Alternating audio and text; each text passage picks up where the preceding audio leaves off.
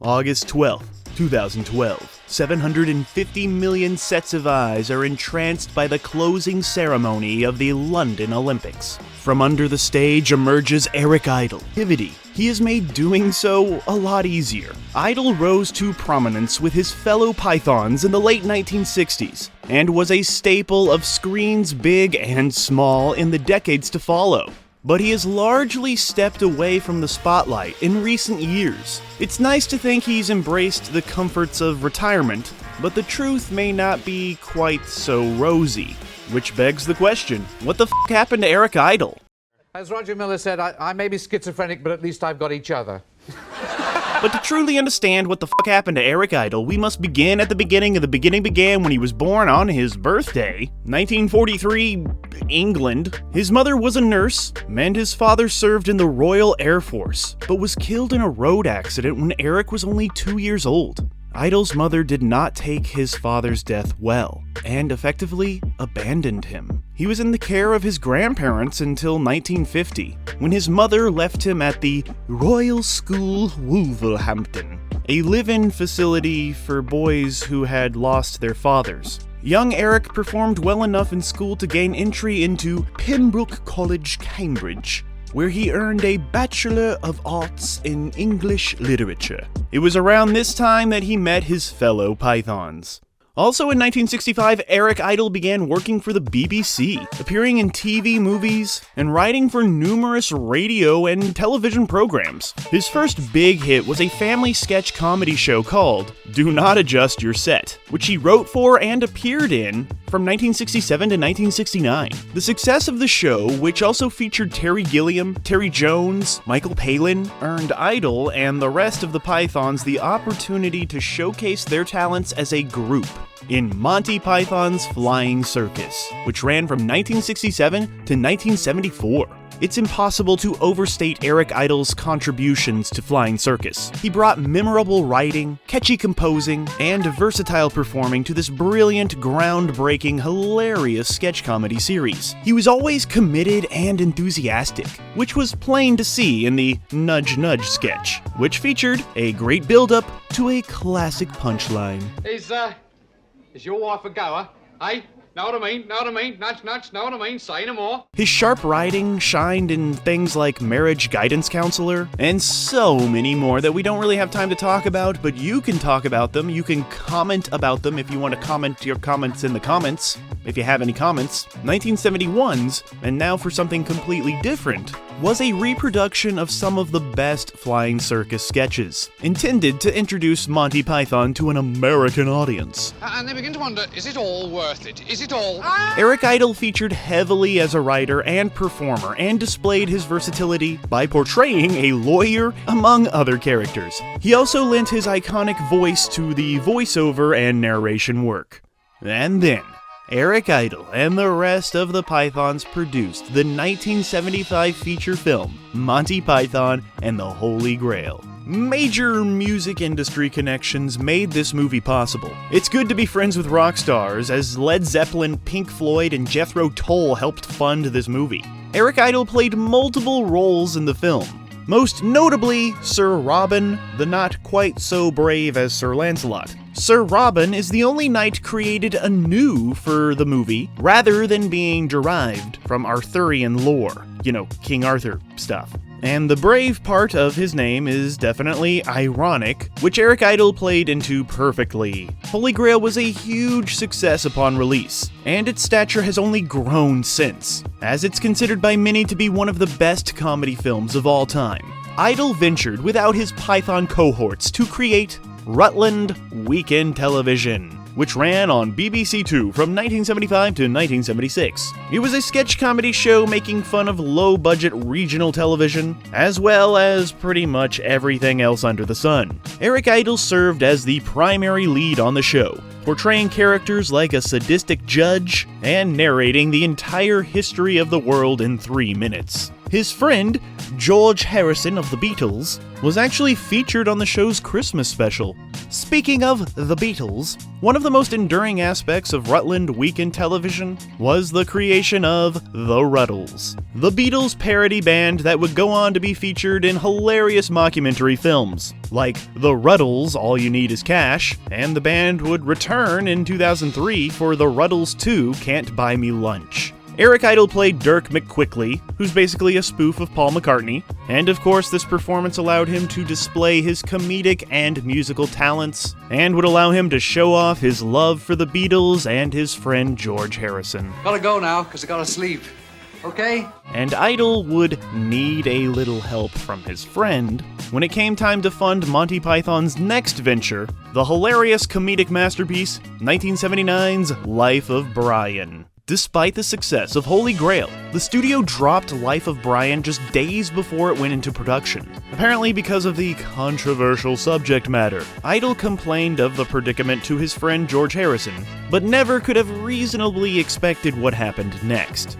Beatle George Harrison mortgaged his house, and his business manager, Dennis O'Brien, mortgaged his offices, and the pair formed Handmade Films and fully funded Life of Brian. The film would go on to box office success, earning over 5 times its budget, and would be another Monty Python film that would go down as one of the best comedies of all time. Miserable bloody Romans, no sense of humour. It's original, memorable, and explores themes with a deft hand. Eric Idle helped pen the film and played many roles. His most enduring legacy from the film Life of Brian is, of course, his writing and performance of Always Look on the Bright Side of Life. Always look on the bright side of life. Which has become an unofficial anthem for optimism.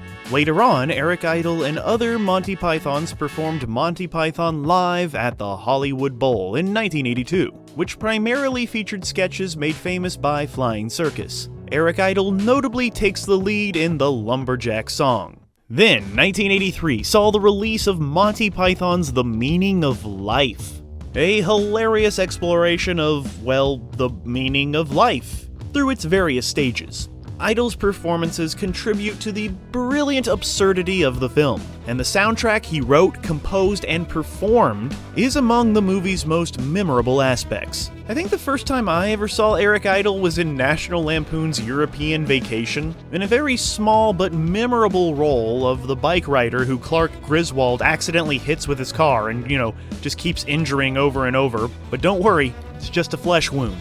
I thought it was funny. He then brought his trademark quirkiness and charm to a comic relief character in the animated Transformers movie, so that was fun. He then led the short-lived supernatural sitcom Nearly Departed in 1989. Unfortunately, the show failed to garner an audience, though it's hard to blame Eric Idle, because he brought his usual wit and charm to the role. Also in 1989, Idle was featured in fellow Python Terry Gilliam's production of The Adventures of Baron Munchausen. His performance aligned well with the whimsical, absurdist tone of the film, and the two characters he portrays are, of course, confused for each other. Who's Bertold? You know what? Actually, the first time I probably saw Eric Idle was in this next movie, Casper, 1995, as the lackey to the main antagonist. And his comedic performance actually lifts this movie up.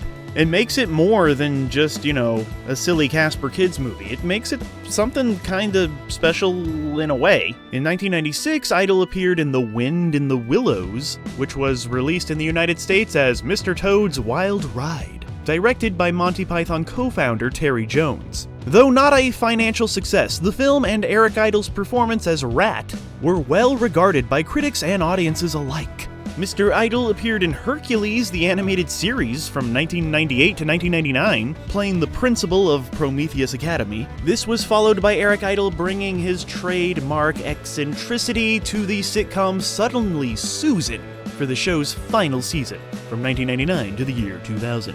He also appeared in the Oscar-nominated 102 Dalmatians.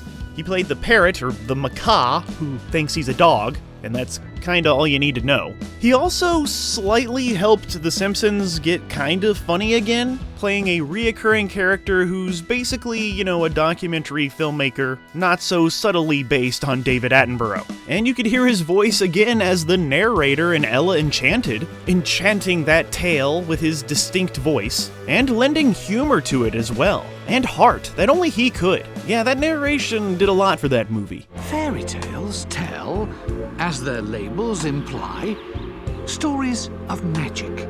Arguably, Eric Idle's most successful venture is the musical Spamalot, the Broadway show based on Monty Python's Holy Grail, which debuted in December of 2004.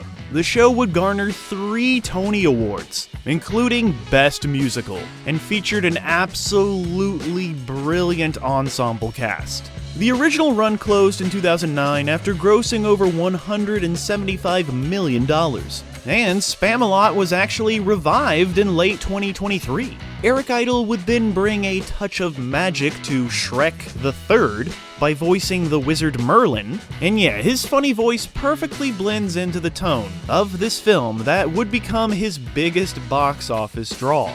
With the Pythons reeling from a lost lawsuit over Spamalot, Eric Idle produced Monty Python Live, mostly 1 down, 5 to go, a mostly live stage show in 2014. And this was done in effort by the group to recoup the money they had lost in the lawsuit. And because they love comedy, I'm sure. In the 10 sold-out performances, the group performed many of their classic sketches and beloved songs. And, a testament to the group's longevity, the first performance sold out in 43 seconds. Wowzers. Idle released his memoir, Always Look on the Bright Side of Life, a sorta biography, in 2018. I'm just gonna read it really quick here. Wow. Yeah, it's a funny, candid, and charming account of his storied career, and features many funny tales of his famous friendships. He shares his thoughts on life and death, a discussion that soon became very relevant to him and his loved ones. Eric Idle was diagnosed with pancreatic cancer in 2019, and he wrote about his experience with the disease for Time magazine. A devotee to the Church of Laughter is the Best Medicine, he nearly entered treatment under the pseudonym Bigus Dickus, and told his treating doctor that death was more palpable in a post-Brexit world where Donald Trump was president of the United States. Oh, Eric. Luckily, he survived the disease thanks to early detection and surgery, and since then has become a major advocate for cancer research. So that's nice. Eric Idle tried really hard to get a Spamalot movie off the ground in 2021, which would have been frickin' awesome, but reportedly, for some reason or another, the other Pythons vetoed it.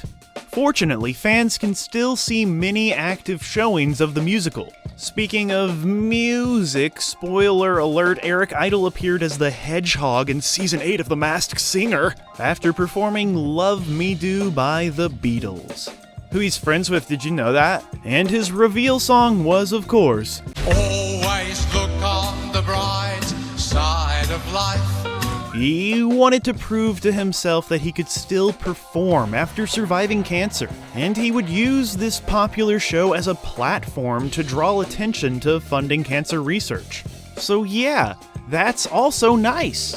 Unfortunately, as it often goes amongst creative artist types, Eric Idle and the other Pythons have had numerous disagreements over their many years of working together, usually over creative stuff or, of course, money. Working together on and off for over 50 years can certainly create rifts, and multiple sources have described the group as more colleagues than friends. That said, it's sometimes tough to tell how much of their public feuding is played up for the sake of comedy, and how much is, real. Eric Idle has also been criticized for his staunch political views, but you know, that's what celebrities do. But unfortunately, this kind of stuff can be alienating for some audience members. But who fucking cares? Even comedy legend Eric Idle isn't immune to this modern trend where folks have to keep working past retirement age just to make ends meet, as his royalties from Monty Python and other ventures have seemingly dried up. He tweeted in February of 2024, nearing his 81st birthday. I have to work for my living. It's not easy at this age. What does that look like? I'm engaged and writing. It's the thing I do and like the most.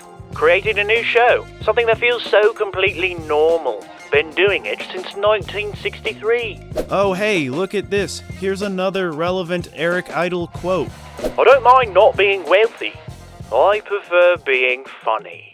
And he has been funny for 6 frickin' decades, making millions of people laugh with his brilliant sketches, songs, movies, books, and shows. On the TV, on the silver screen, and the stages of Broadway. He is not only a master of comedy, but also a generous and humble human being when he wants to be. He's supported many causes and charities, such as Comic Relief, Amnesty International, the Make Poverty History campaign, and Stand Up to Cancer. He has also inspired countless comedians and artists who admire his creativity, his courage, and his originality.